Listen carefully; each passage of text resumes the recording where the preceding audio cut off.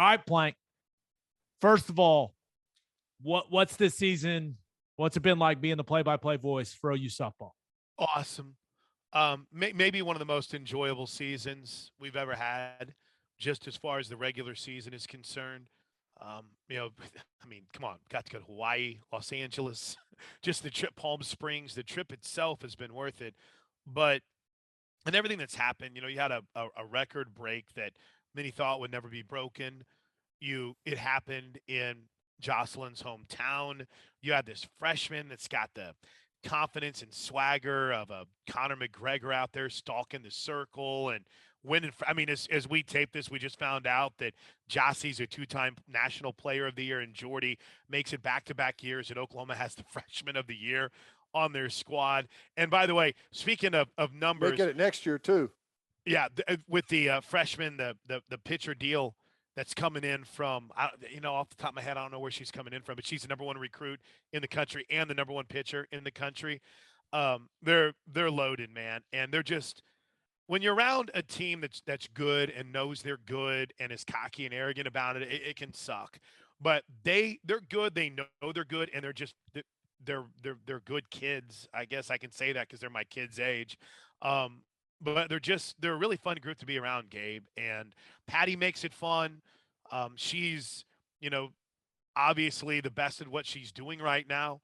The excitement over Love's Field has added another level to it, thanks to the entire Love's family. Tom and Judy, what they've done have been incredible. And yes, I can refer to him by first name, but it's just it's so big time what's going on with this program right now, and they're just a bunch of women that are out there having a blast and kind of changing the game. And it's really fun to see. There's been pitfalls, there's been some drama, but it seems in through it all, they just have, and the phrase is thrown around a lot. They have this championship mindset where they know their ultimate goal is on the field is a national championship. And boy, they are rolling towards it right now. It's just been, I can't even describe it. For a sport that if you went back to 2012 and said, hey, Plank, 10 years from now, you're going to be talking about softball like it's one of your kids just getting born. I would tell you you're crazy, but that's how I feel about it. It's an incredible sport, and this team makes it that way. Now, I don't mean this in a bad way. Oh, no. But you at the end of the season, you had the Big 12 tourney lost to Oklahoma State. That's right. You had your ace pitcher all of a sudden out with injury. Yeah, how about Patty breaking that on your show, huh? Let's go. Yeah. Oklahoma Breakdown, newsbreaker.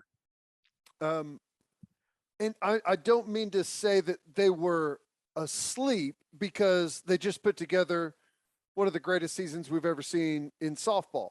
Right. But is it fair to say, like, kind of all of that happening was a bit of a wake-up call in a sense? Because it looks like, yeah, and maybe it's just that they've played different teams and they're in the postseason. I don't know, but this team looks energized. They look hungry. They look like they're on a mission. Again, kind of like what we saw early in the season. And, seasons will have their peaks and valleys throughout, but I don't know. They're awake and they're playing some of their best ball of the entire year right at this moment. So the Texas loss, I think, woke them up because they beat them back-to-back games. I think run ruled them in one of them too. I mean, beat the snot out of them. And the Texas, and this was a lesson they didn't learn against Baylor, right? Where you beat them twice and then a pitcher adjusts, and they didn't adjust and should have lost that Baylor third game, right? There was a dropped ball in foul territory that would have been the third out, and then they come back and win. Haley Dulcini came out on that Saturday. It was a Thursday, Friday, Saturday series, and just threw a gem. And I think they learned about adjusting. And I mean, Gabe, you and I have talked to Kenny Gajewski a lot on our Sirius XM show, and he's done a great job at Oklahoma State. And so when I say this, it's no disrespect. Just like I think if Oklahoma State doesn't have an injury, I don't know if they lose a game outside of Oklahoma the rest of their season. They probably don't lose to Iowa State if she's 100% healthy.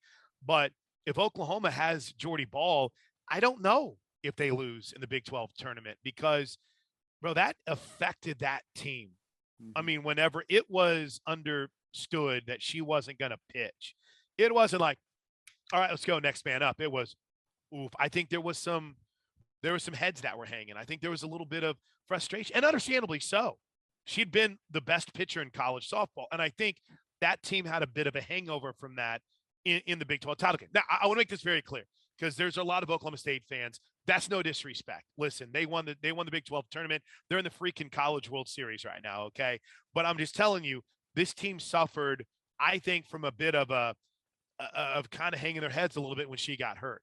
Because you look back at the Iowa State and that Oklahoma State game, they didn't play well. And I know Hope Troutwine had like 15 strikeouts against Iowa State, but they didn't play well in that game.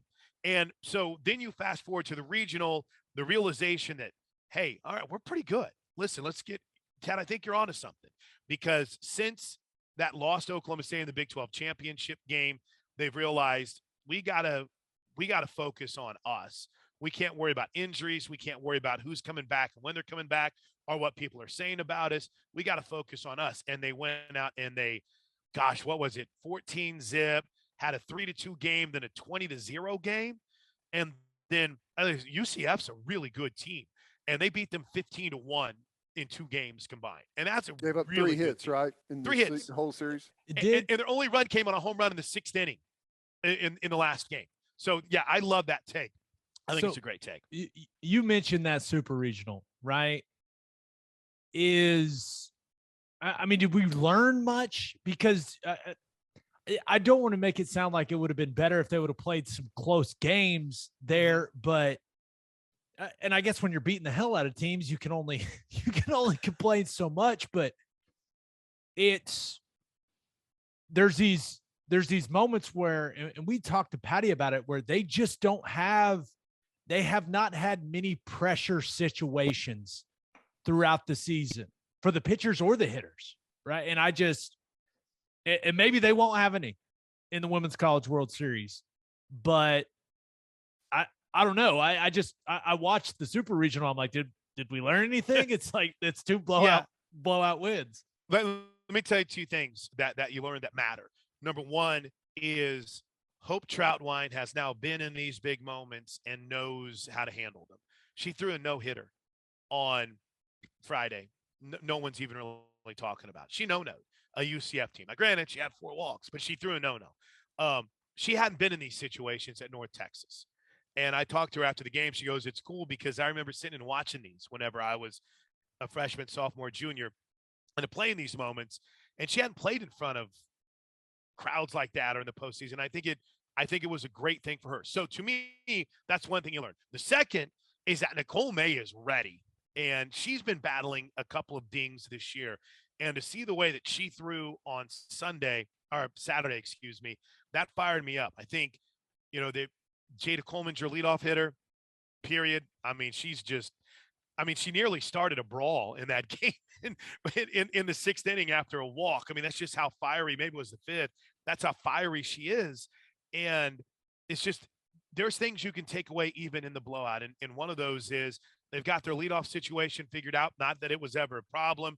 And you've got confidence now, that whole team does, that if for some reason Jordy can't go, you know what you've got in Hope Troutwine and Nicole May, and you're going to be okay. Well, here we are. We're in the World Series, and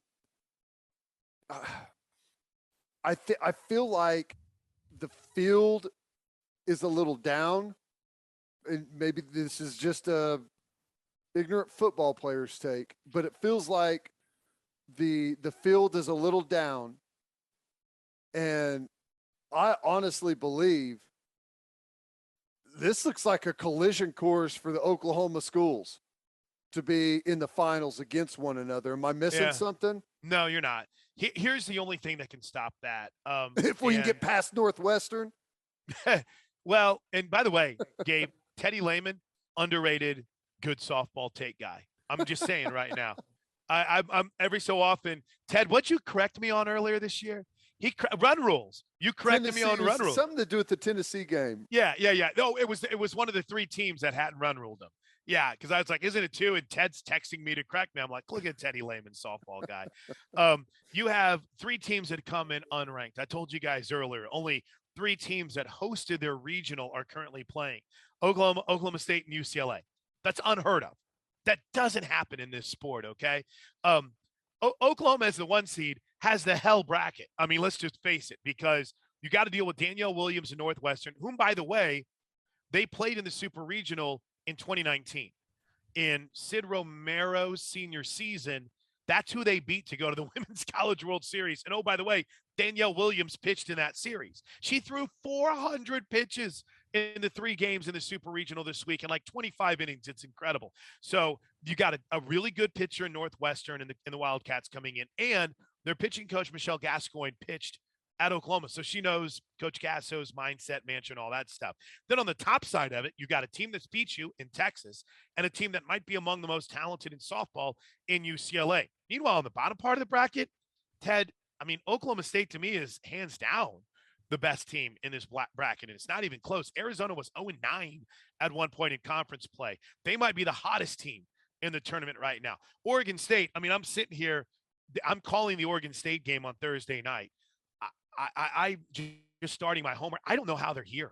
It's one of those where, like, they got smoked by Tennessee in the first game of the Knoxville Regional when they played each other, and then the next thing you know, you look up and they're in the Super Regionals, and then they're in the World Series. It doesn't make any sense how they're here. Florida's pretty good, but even they had to go on the road to get here. So yeah, I feel like we're on a collision course for OU and OSU in the Women's College World Series Championship Series. But man, where things happen, a pitcher gets hot. You know, Florida doesn't necessarily have a dominant ace, but they got a lot of really good arms. You know, listen, I don't want Oklahoma taking that scenic route again, but a lot like what happened to him last year with Odyssey Alexander. You know, now you're dealing with Danielle Williams. If she gets hot, it could be a problem. So, I mean, UCLA, like I said, they're loaded. Haley Docini. I mean, Texas got smoked in their first game against Arkansas and won 2 games. So it is as unpredictable as we've had, outside of, hey, Oklahoma's the best team, but anything can happen here. I mean, that's kind of been the mantra so far of this postseason. And as easy as it seems to say Oklahoma's going to play Oklahoma State, I mean, I wouldn't be surprised if it's Oklahoma, Florida, for goodness sakes, in the championship series come Wednesday, Thursday, and Friday of next week either. Looking at all the teams, and maybe the answer to both of these questions is not the same team, but you mentioned, you know, the biggest threat to Oklahoma versus like the hottest team coming in, right, other than OU. Is that Oklahoma State, or do you think there's a team maybe that's a little hotter than Oklahoma State that could be a bigger threat to OU in this tournament, or do you think it's the Cowgirls? I think you're getting the matchup of the biggest. They still go by Cowgirls, right? Cowgirls, correct. Okay, you're right. Yeah. You're right. To me, didn't want to get canceled. If I were to good point. If I were to kind of give each matchup like a little, I guess you could say, synopsis, I would say the OSU Arizona matchup is the biggest threat versus the hottest team. So the biggest threat is Oklahoma State, Kelly Maxwell and Morgan Day and what they've done.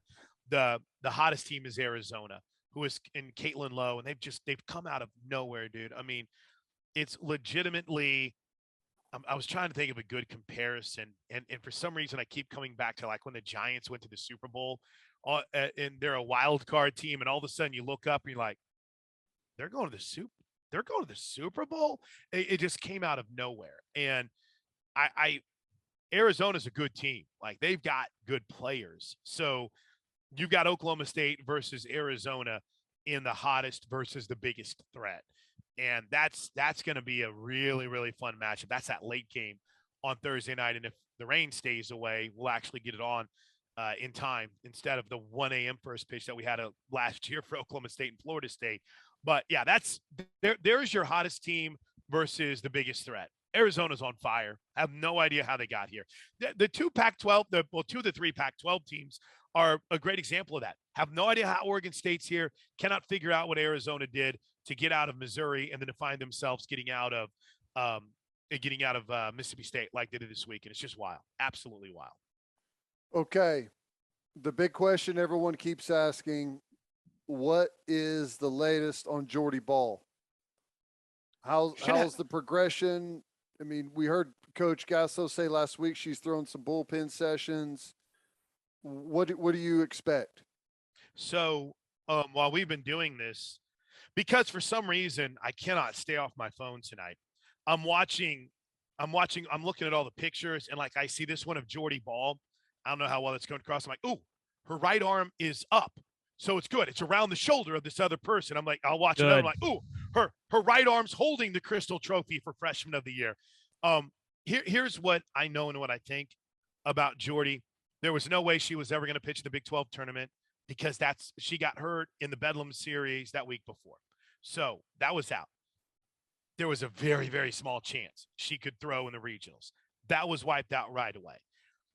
Before the super regionals, she started to throw a little bit and started doing so to where she wanted to go a little bit harder than the athletic trainers and the doctors wanted her to. So to me, I mean, Ted, you know what kind of workout warrior she is. She's a freak. And she is just an athletic freak. And so they had a calm down, slow down. We got a plan here for you. And the plan, I think, all along had been, if we can get to the World Series, she could be ready to go. Now, there is a massive amount of pain tolerance that she has to deal with this injury. And I think Coach talked about that on your show a couple weeks ago. And I don't know what that feels like, you know, what that torque, what that spin, what that velocity looks like right now. But if she can go, it's not one of those situations where I know some people are like, well, then maybe they bring her in relief to no. If she can go, she goes. Right. I mean, and that's not a knock on Nicole May or Hope Troutwine at all, but she is the best pitcher in college softball.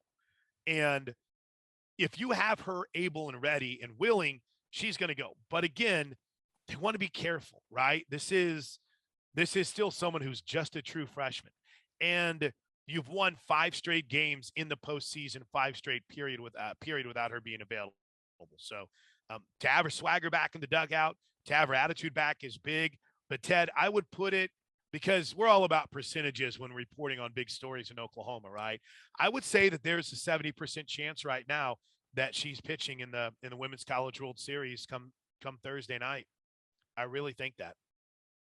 Plank, I'm going to make you make a prediction here.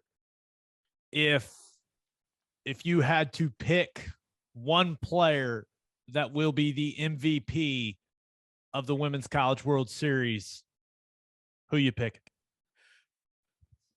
Grace Lyons. Grace Lyons. 20 home runs this year. They've got gold gloves this year in softball. And probably by the time that this drops, the gold glove winners will be announced.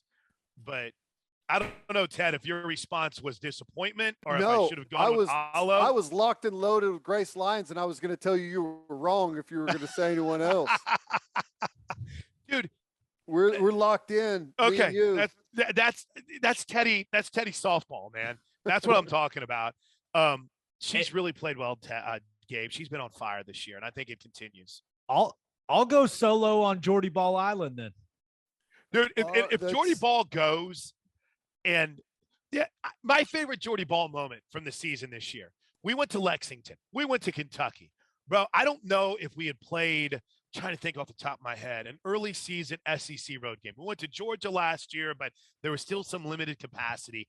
We were on the road in a hostile environment, dude. They were out for blood. The line was down the street. She comes out in the bottom of the first inning, loads the bases, commits 2 errors, walks a batter, bases loaded, gets out of it. I mean, I think she struck out the side. She may have struck out 2, and just her little confident walk that she has off the field. Like, okay, let's go.